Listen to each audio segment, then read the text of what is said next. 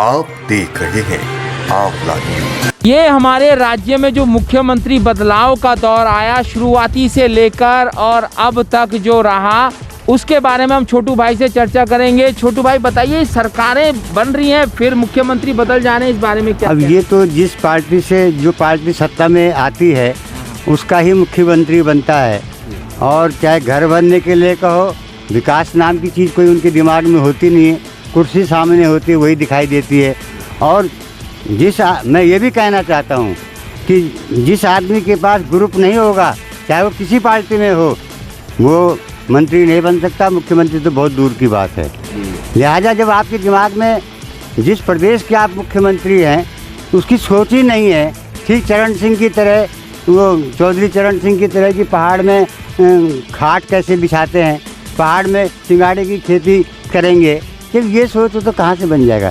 लिहाजा कुर्सी की खींचतान में ये मुख्यमंत्री बदलते रहे हैं। ये छोटू भाई ने बहुत अच्छा राजनीतिक समीकरण यहाँ पे दिया है कि ये कुर्सी का मोह था, ये राज्य गठन और राज्य की समस्याओं का मोह नहीं था। ये कुर्सी कैसे मिले मेरे को, इसके मोह में जो है हमारे नेता लोग फंसे रहे। इस बारे में हमारे रामा वल्लभ भट्ट जी क्या कहते हैं, उनसे जानेंगे। क्या कुर्सी मोह में इस राज्य का गठन हुआ है? दरअसल में जब राज्य की स्थापना हुई तो राज्य के विकास से संबंधित बातें थी। उस समय कुर्सी का तो कोई मौका नहीं था। लेकिन पहले निर्वाचित सरकार के मुख्यमंत्री माननीय नरेंद्र तिवारी जी रहे, जो कि पूरे 5 साल तक रहे। उसके बाद चाहे कांग्रेस हो, चाहे भाजपा हो, चाहे कोई भी हो, राजनीतिक महत्वाकांक्षाओं से जुड़े हुए लोगों ने अपनी मुख्यमंत्री बनने की महत्वाकांक्षा में राज्य को जो है नरक की ओर धकेल दिया, इसमें दो राय नहीं है। और राजनीतिक महत्वाकांक्षाओं के कारण जो है, चाहे वो अयोग्य व्यक्ति भी हो, वो भी मुख्यमंत्री बनता चला गया। ये राजनीतिक महत्वाकांक्षा को किस दृष्टि से देखते हैं पत्रकार महोदय? राजनीतिक दृष्टि जो है, अगर ये देखा जाए कि उत्तराखंड इसलिए बना था कि हम एक बैठ रहा, दूसरा बैठ रहा, तीसरा बैठ रहा, तो ये उत्तराखंड इसलिए तो नहीं बना था। और अगर पार्टियां ये सोचती हैं कि हम इसको बिठा दें, उसको बिठा दें, नहीं इसको बिठाएंगे तब चल जाएगा, उसको बिठाएं तब भी नहीं चलेगा। सोच होनी चाहिए। सोच कहाँ है? अगर सोच नहीं होगी तब उत्तराखंड क्या कोई सा भी खंड नहीं चल पाएगा।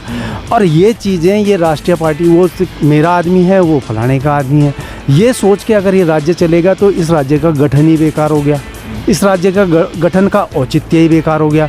यानी कि राज्य गठन इसलिए हुआ था कि उत्तर प्रदेश बड़ा प्रदेश था, तो छोटे सा प्रदेश होने के बाद इसमें कुछ लाभ होता, लेकिन हमें तो लगता नहीं।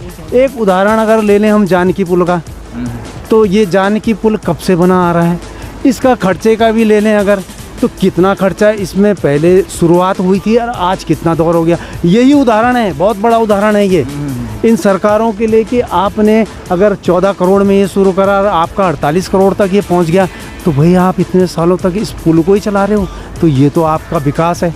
आप कहोगे हमने विकास करा, बहुत अच्छा विकास करा, ये विकास सब जगह दिखाई देगा। कहने का मतलब ये हुआ कि आप हाँ, डोगरा चाटी पुल है, ये सब चीज़ें हैं। ये सब चीज़ें इसीलिए हैं क्योंकि ये राजनीतिक अस्थिरता है, माहौल अस्थिर है।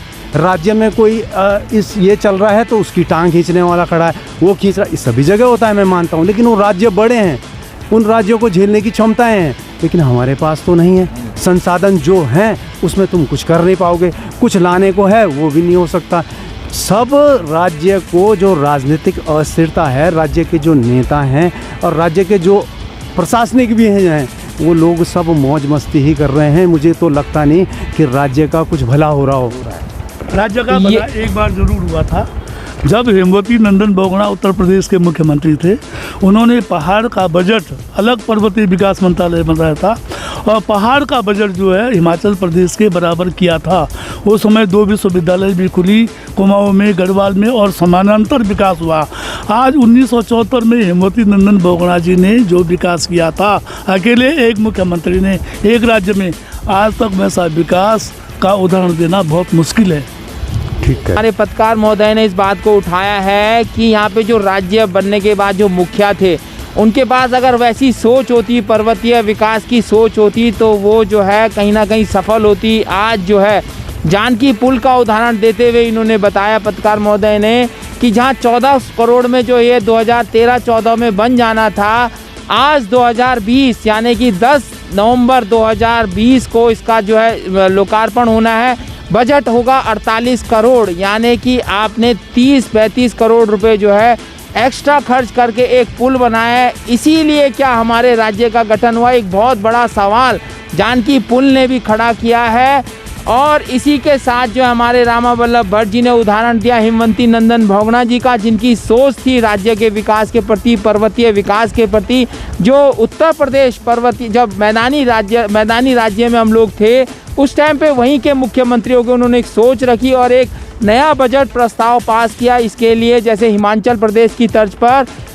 तब इस राज्य का, इस क्षेत्र का विकास हुआ, तब ये राज्य नहीं था। लेकिन 9 नवंबर 2000 के बाद ऐसा कोई मुखिया नहीं बना, ऐसी कोई सरकार नहीं आई जिसने पर्वतीय समस्याओं को समझा। और हमारे जो यहाँ कॉमरेड हैं, कम्युनिस्ट पार्टी के नेता हैं, पूर्व अध्यक्ष हैं, उन्होंने बहुत अच्छा उदाहरण दिया कि जब राइफल मंगा लो या आधुनिक हथियार मंगा लो और हम उसे चला ही नहीं सकते हैं, तो हम कैसे उस राज्य का विकास करेंगे, कैसे उस सोच को जागृत करेंगे जो हमारे पास है ही नहीं है। ये बात बहुत अच्छी कही। अब थोड़ा सा इनसे और एक्स्ट्रा इनके अंदर की जो भावनाएं हैं खुल के इनसे विचार रखेंगे कि आपकी क्या भावना है, किन किन क्षेत्रों में, खुल के बोलिए, खुल के आप अपने विचार रखिए। क्या हुआ ये राज्य गठन से अब तक, आप क्या सोचते हैं क्या होना चाहिए था? सबसे बड़ी बात ये है कि जो हमारी मूल समस्याएं हैं, रोटी कपड़ा और मकान, आज पहले तो मेरी समझ में नहीं आता कि चाहे कोई सरकार आ जाए, कोई मुख्यमंत्री आ जाए, उनको सबसे बड़ा घोटाला राशन कार्ड में ही दिखाई देता है। अरे भाई, राशन कार्ड तुम ही बनाते हो, तुम ही जो दुकानों को राशन कार्ड की इतने 2000 राशन कार्ड फलानी दुकान पे होंगे, 1500 दूसरी दुकान पे होंगे। और मैं तो माननीय प्रधानमंत्री जी से आंवला न्यूज़ चैनल के माध्यम से और केंद्रीय उर्वरक मंत्री देवगौड़ा जी से, जो सदानंद देवगौड़ा है, उनसे निवेदन करना चाहूँगा कि हमारा जो IDPL संस्थान है, आप कह रहे हैं कि हमने 19 लाख करोड़ रुपए दिए हैं उद्योगों को या देश को, तो 19 लाख करोड़ की एक बूंद का छिड़काव हमारी IDPL के ऊपर कर दें और IDPL को खोल दें तो उत्तराखंड के 8-10 हज़ार बेरोज़गारों को रोज़गार मिल जाएगा। IDPL को खोल दें। दूसरी बात, एक सबसे बड़ी बात है माननीय डिमरी जी, जो बहुत ध्यान देने योग्य बात है, और इसके लिए हमने अपने वीरेंद्र भाई से, संजय शास्त्री जी से, संजय बडोला से, अनेक बुद्धिजीवी लोगों से एक मांग की है कि ऋषिकेश में एक बृहद सम्मेलन बुलाया जाए कि उत्तराखंड का नियोजन और विकास किस प्रकार से हो। मैं आपको केवल मात्र एक उदाहरण दूंगा। मान लिया जाए ऑल वेदर रोड बन रही है। अब ऑल वेदर रोड 4 लेन 2 लेन या जो कुछ भी बन रही है, बद्रीनाथ, केदारनाथ, गंगोत्री, हमारा यातायात जो परिवहन है वो प्रभावित नहीं होना चाहिए। अब कैसे प्रभावित कैसे नहीं होना चाहिए? मान लिया जाए हमारी रोडें चौड़ी हो गई, अब कलकत्ता वाला, दिल्ली वाला, बम्बई वाला सीधे बस लेकर के बद्रीनाथ जा रहा है, तो हमारा TGMO, यातायात, GMO, ये कंपनियां तो हमारी बंद हो जाएंगी, ठप हो जाएंगी। इसके लिए उत्तराखंड सरकार एक सुदृढ़ और भारत सरकार पर्यटन नीति बनाए। हमारी परिवहन व्यवस्था आसाम, हिमाचल ऐसी जैसी व्यवस्था हो कि हमारे यहाँ ऋषिकेश तक परमिट मिले, उसके बाद हमारी यातायात व्यवस्था को उसको आगे यात्रा का संचालन मिले, तब तो ये ठीक है। दूसरा निवेदन हम ये करना चाहेंगे, जैसे कि आजकल देवस्थानम बोर्ड है, यह बोर्ड एक बकवास बोर्ड बना दिया सरकार ने। इस बोर्ड के और बद्रीनाथ का जो मास्टर प्लान है उसको करें। ये जो हमारे धार्मिक क्षेत्र हैं, इनका सांस्कृतिक रूप से पर्यटन विकास किया जाए, अर्थात सांस्कृतिक पर्यटन की दृष्टि से इनको विकसित किया जाए। बद्रीनाथ, केदारनाथ, गंगोत्री, यमुनोत्री ये जो है अय्यासी के अड्डे नहीं है। यदि बद्रीनाथ का सौंदर्यकरण करना है, मास्टर प्लान करना है, तो वहाँ पर प्राचीन काल की लकड़ी की इमारतें ही खड़ी की जाए, वहाँ पर सीमेंट और कंक्रीट के जंगल न बनाए जाएं, तब जाकर के इन धामों की महत्ता रहेगी। नमामि गंगे प्रोजेक्ट को जो है, देवप्रयाग में जो नमामि गंगे प्रोजेक्ट बना हुआ है, वो कल बरसात आएगी वो सारा बह जाएगा। यही हाल जगह जगह है। तो ऐसे करोड़ों रुपए बर्बाद न करके नियोजन की एक ठीक। और तीसरी बात जो रोज़गार की है, यहाँ बैंकिंग जो ऋण व्यवस्था है वह सरल की जाए। आज एक बच्चे को रोज़गार लेने में, एक सर्टिफिकेट प्राप्त करने में कितना भटकना पड़ रहा है हम जानते हैं। उसको महीनों तक रोज़गार नहीं मिलता। और तीसरा, मैं उत्तराखंड सरकार से निवेदन करूंगा कि ये जो जिलों में भ्रष्टाचार की ये जड़ हैं, विकास प्राधिकरण, इनको समाप्त कर दिया जाए, ताकि हम गरीब लोग अपने मकानों को सही ढंग से बनाएंगे और अपने आप स्वतंत्र व्यवस्था के अब इन्होंने क्या कर दिया, विकास प्राधिकरण बना दिए। एक नक्शा पास करने के लिए उस बेचारे का सारा पैसा उसी में बर्बाद हो रहा है। कहाँ से वो पैसा लाएगा? हम रोजी रोटी मकान आदि से हमको पीड़ित मत करो। ये राज्य जो है इसलिए नहीं बना, इसलिए उत्तराखंड के शहीदों के सपनों को साकार करने के लिए जो है राज्य की एक ठोस नियोजन नीति हो, IDPL का कारखाना खुले, पलायन रुके और मास्टर स्वास्थ्य और शिक्षा नीति ऐसी हो जो सरकार पर आधारित हो। यदि सरकार को नहीं आ रहा है तो केजरीवाल या अन्य से जो है सलाह लेकर के उत्तराखंड का विकास करें और बहुगुणा जैसी विकास की सोच रखें। इन्हीं शब्दों के साथ में आपका आभार। ये संजय भाई का क्या कहना रहेगा इस बारे में, रोजगार की दृष्टि से? मैं इस बारे में हमारे रमा वल्लभ भट्ट जी ने जो कहा और छोटू भाई जी ने, पूर्व अध्यक्ष जी ने जो कहा, उन दोनों ने बहुत अच्छी बात कही इस विषय में। लेकिन मैं एक बात कहना चाहूँगा कि रोजगार और पलायन दो चीज़ें हमारा मुख्य मुद्दा है शुरू से ही। हमारे साथ हिमाचल शायद राज्य पहले बन चुका था, लेकिन हिमाचल से हमें कुछ सीख लेनी चाहिए। और अगर हम अपने पड़ोसी राज्य से भी कुछ नहीं सीख पाए तो हम कहाँ से ये पलायन और ये कहाँ से दूर कर पाएंगे? तो ये कौन करेगा? करेगा कौन? सरकार। सरकार का काम है ये सब करना कि जिससे राज्य का विकास हो।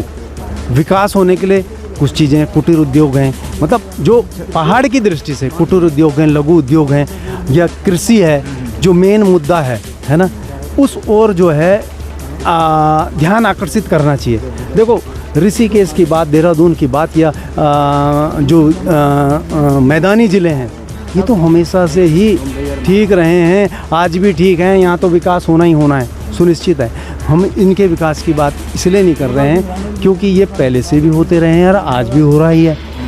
विकास की बात हम पहाड़ के लिए करेंगे। क्यों? क्योंकि बना ही ये राज्य पहाड़ के इसलिए बना था कि पहाड़ में भाई बड़ी समस्याएं, कितने दूर से कोई पानी लेके आता है, कितने दूर से, आज भी पानी की समस्या ज्यों की त्यों है। क्या उस पानी की समस्या में कुछ बदलाव आया? नहीं आया। शिक्षा के क्षेत्र में आप देखो कितने दूर दूर बच्चे जाते हैं, क्या उसमें कोई बदलाव आया? नहीं आया। तो हमारी सोच कहाँ है? हम कहाँ जा रहे हैं? हमारे नेता या हमारे जो भी बैठ रहे हैं, मुझे किसी पार्टी से कोई लेना देना नहीं है, लेकिन ये लोग जब बैठ रहे हैं तो कुछ खाका तो तैयार करें। अगर नहीं खाका तैयार हो रहा तो भाई आप हिमाचल से प्रेरणा लें। आज हिमाचल क्यों प्रगति कर रहा है, उसका देखें कि उसने क्या किया। ये हमारे जो हैं तीनों वक्ताओं ने बहुत अच्छी अच्छी बातें हमें बताई हैं। सबसे पहली बात यह है पलायन से जुड़ी हुई, रोजगार से जुड़ी हुई, शिक्षा से जुड़ी हुई। यहाँ शिक्षा के लिए आज भी संघर्ष करना पड़ता है, जबकि ये उत्तराखंड है, पर्यटन क्षेत्र है। अगर शिक्षित व्यक्ति होगा तो पर्यटकों को लुभाएगा, अपनी बातें बताएगा, जानकारी देगा। लेकिन ना यहाँ शिक्षा के लिए कोई सरकार प्रयास करती है। मूलभूत सुविधाएं तो यहाँ कोसों दूर हैं। आज भी जगह पहाड़ों में जो है पानी के लिए और कई छोटी छोटी स्वास्थ्य के लिए आदमी को जो है संघर्ष करना पड़ता है। लेकिन जो सबसे बड़ी बात है रोजगार की, पलायन को बचाने के लिए, उसके लिए यहाँ के जो हमारे वक्ताओं ने कहा, जो यहाँ फैक्ट्रियाँ पहले थी, अभी भी जो वीरान पड़ी हुई है, उस पर अपनी जो है सुविधा दृष्टि अपनी रखें और वहाँ बजट प्रोवाइड करके उनमें जो है रोजगार के अवसर पैदा करें, जिससे पलायन जो है ज़्यादा आगे ना जाकर यहाँ पर रुक जाए। फिर थोड़ा थोड़ा जो हमारे कोदा झंगोरा है, हमारे पारंपरिक खाद्य पदार्थ हैं, आज उनका भी खूब प्रचार प्रसार हो रहा है। मोटा अनाज है जो हमारे स्वास्थ्य की दृष्टि से बहुत अच्छा भी है। कोरोना महामारी जैसा काल आया था, इसमें जो मोटा अनाज था वो बहुत ज़्यादा फ़ायदेमंद रहा। कई जड़ी बूटियां हैं यहाँ पे, जो जड़ी बूटी भी है उस पर भी ध्यान दिया जा रहा है। जहाँ जड़ी बूटी शोध संस्थान गोपेश्वर मंडल में है, उस तरफ कोई ध्यान नहीं दिया जा रहा है। ऐसे कई ध्यान देने वाली बातें हैं। नहीं दे सकते हैं ध्यान तो सीख लीजिए पहले हिमाचल प्रदेश से, उसके बाद आके यहाँ पर शासन कीजिए और समझिए कि कैसे हमने इन समस्याओं का समाधान करना है। मैं अपने सहयोगी अरविंद के साथ योगेश, आंवला डिजिटल मीडिया, तीर्थ नगरी ऋषिकेश, देवभूमि उत्तराखंड।